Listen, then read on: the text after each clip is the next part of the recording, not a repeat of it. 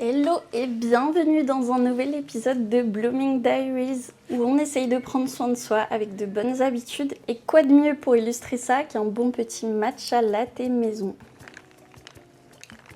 Et ça, personnellement, ça me donne tout ce dont j'ai besoin en dopamine dont on va parler aujourd'hui.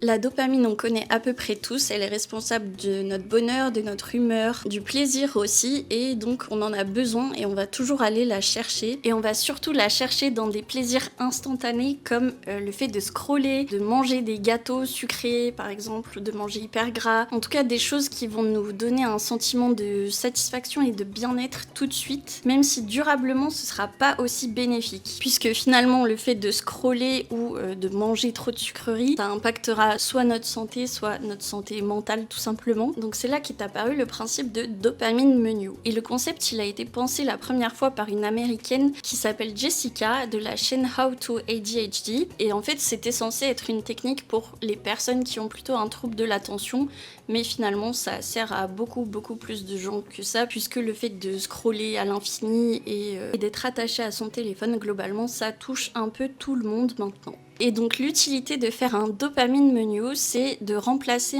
de trouver un petit peu des alternatives, plaisirs instantanés qu'on a tendance à aller chercher avec nos téléphones, par des choses qui sur le long terme seront plus bénéfiques pour notre cerveau, comme par exemple des activités créatives, passer du temps avec ses proches ou des activités en extérieur. Et ça me paraît aussi une bonne piste à explorer dans mon cas où je souffre de troubles du comportement alimentaire et j'ai tendance à me jeter sur des choses sucrées et instantanées en fait. Donc j'ai décidé de faire mon petit dopamine menu et de voir un petit peu si ça peut être vraiment intéressant ou pas trop. L'idée, c'est de diviser en plusieurs catégories les activités qu'on peut faire à la place de scroll ou d'être sur son téléphone dès qu'on a un petit moment de libre. En 4 catégories, par exemple, on peut avoir les entrées, les plats, les sides et les desserts. Pour les entrées, c'est des choses plutôt rapides à faire qui prennent toujours moins de 15 minutes, voire 10 minutes, qui vont quand même pouvoir vous donner un petit sentiment de satisfaction à la fin. Avant de faire mon menu, j'ai commencé par faire tout ça clairement sur un brouillon. J'ai noté mes petites idées pour chaque catégorie. Donc en entrée par exemple, me faire un petit matcha latte, parce que ça prend 5 minutes clairement et ça me rend très heureuse. Moi j'ai mis aussi mettre une musique motivante et danser dessus, genre juste me défouler un petit peu, genre 5 minutes, et je pense que vraiment moi c'est quelque chose qui peut marcher. Faire des exercices de respiration, ranger mon bureau, mon espace de travail, je sais que c'est des petites choses qui font qu'après je vais me sentir mieux pour me lancer dans quoi que ce soit travailler ou une activité créative, peu importe. Ensuite les plats, ça va être plutôt des choses qui prennent soit 1 heure, soit qui demandent beaucoup d'énergie. Alors ça va varier selon les personnes du coup, puisque tout ne demande pas autant d'énergie selon d'une personne à une autre. Des activités un peu plus longues où vraiment vous dédiez un créneau pour ça. Moi j'ai mis par exemple de me faire une session coloriage avec de la musique parce que j'ai acheté il y a pas très longtemps plein de feutres et des livres pour colorier et je m'en sers pas assez. Concrètement ça ressemble à ça et c'est trop mignon. Ensuite, j'ai mis par exemple balade dans un parc ou dans Paris, essayer une nouvelle recette, séance de pilates plus étirement. Bref, vous mettez un peu ce que vous voulez.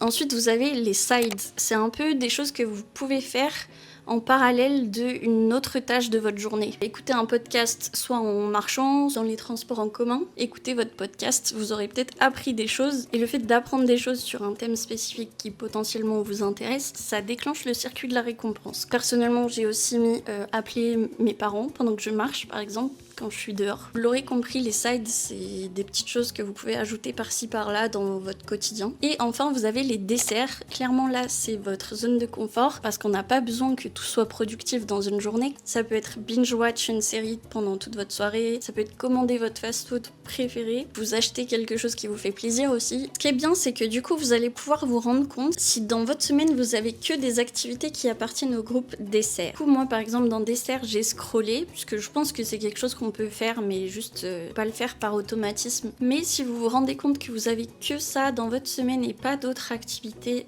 comme on a pu en établir un petit peu dans le dopamine menu, c'est que probablement faudrait changer peut-être un petit peu vos habitudes. Et c'est ce que j'essaye de faire même moi-même. On va passer passer à la partie un peu plus fun à mon sens, c'est le design du dopamine menu. Pour faire votre propre design, vous pouvez le faire à la main évidemment, vous pouvez le faire sur Canva aussi si vous voulez. Personnellement j'utilise Figma puisque c'est littéralement le meilleur logiciel pour les designers. Et vous trouverez évidemment plein d'inspi sur Pinterest, que ce soit pour les idées de choses à mettre dedans ou pour les designs.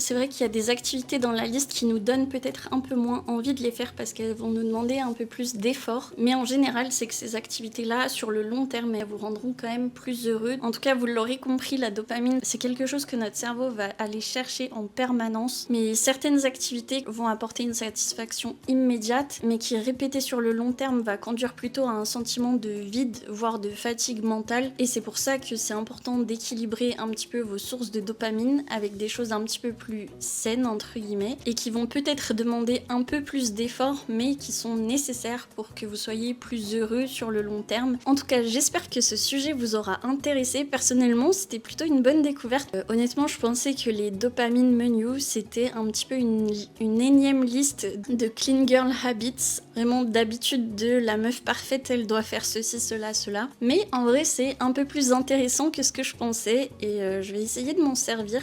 Voilà, positivement surprise. Et on se quitte sur ces mots et on se retrouve la semaine prochaine ou sur TikTok.